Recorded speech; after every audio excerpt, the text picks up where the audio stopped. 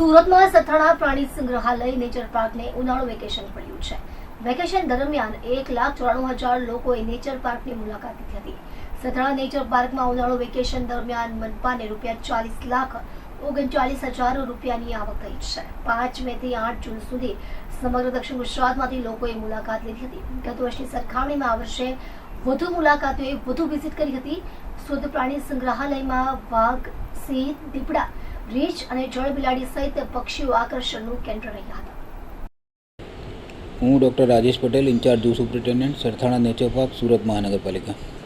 દર વર્ષે સરથાણા નેચર પાર્કમાં દિવાળી અને ઉનાળા વેકેશનમાં મોટા પ્રમાણમાં મુલાકાતીઓ મુલાકાત લેતા હોય છે.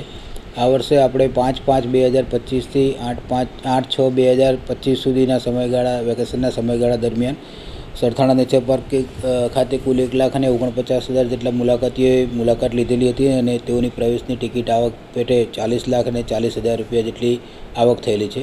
જે ગયા વર્ષે આ જ વેકેશન પીરિયડના સમયગાળા દરમિયાન 1,40,000 જેટલા વિઝિટરે મુલાકાત લીધેલી હતી અને 38,33,000 જેટલા પ્રવેશ ટિકિટની આવક થઈ હતી. જે ગત વર્ષ કરતાં આ વર્ષે 9,000 જેવા મુલાકાતીઓએ વધુ મુલાકાત લીધેલી છે અને તેઓની પ્રવેશ ટિકિટ આવક કે ગત વર્ષ કરતાં ₹2 લાખ જેટલી મહાનગરપાલિકાને વધારે